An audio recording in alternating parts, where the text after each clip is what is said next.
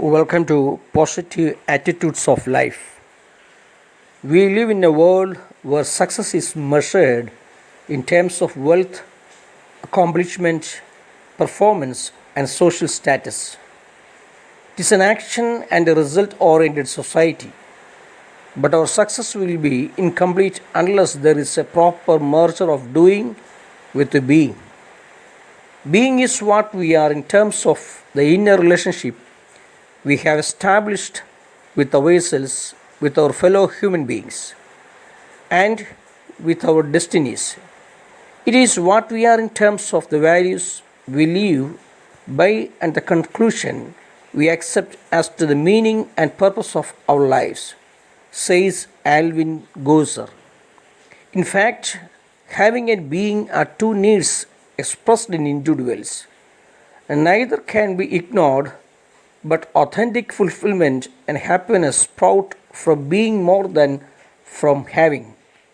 In being, one realizes and encounters the absolute self, while in having, one possesses and tends towards material realities.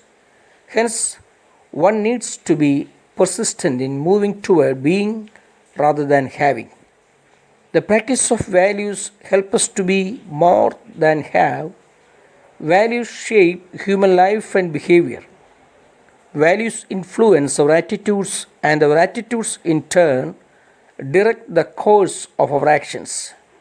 That is why W. Clement Stone said, "There is a little difference in people, but that little difference makes a big difference." The little difference is the difference in attitude, the big difference is whether the attitude is positive or negative. Christianity is not a set of practices, but an attitude of the mind. Jesus, therefore, does not tell us what to do, but what to be. Jesus is the greatest possibility thinker who had positive attitudes towards life. A rudimentary knowledge of his life would prompt us to think that he would have been the greatest impossibility thinker. He was persecuted, scorned, rejected, betrayed, accused, whipped, crucified. Yet he never became bitter or turned hostile. For Jesus, every problem was an opportunity to do good, and every situation an occasion to communicate God's love.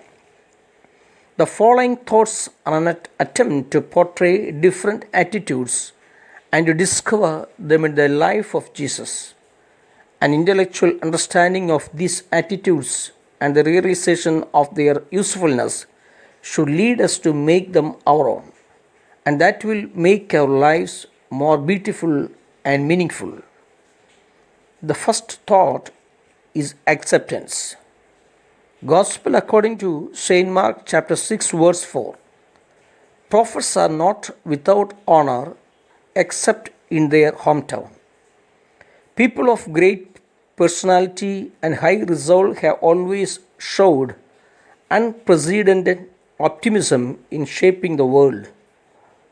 They shared a common quality which brought them to such greatness, the quality of acceptance. They accepted themselves as they were. They accepted the people with whom they lived as they were. They did not live in the past or in the future by being nostalgic about the past or by being too unrealistic about the future. Acceptance is a conscious act of recognizing the reality as it a reality is and not as it should be or as it appears to be. Acceptance has two aspects: acceptance of self and acceptance of the other. Self acceptance is basic to being happy and successful in life. It adds joy to life even amid difficult conditions. Acceptance is a sign of maturity. Mature persons accept themselves as they are physically, emotionally, spiritually, and intellectually.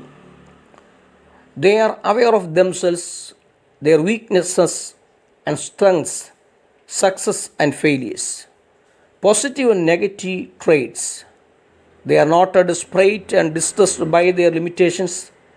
They do not compare themselves with others, nor do they compare their present with the past or the future.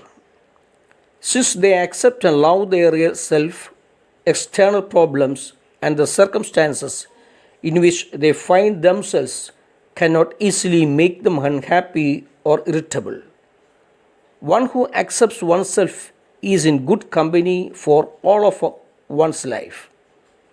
Accepting oneself will consequently lead one to accept others as they are. Failure to accept others presupposes the failure to accept oneself.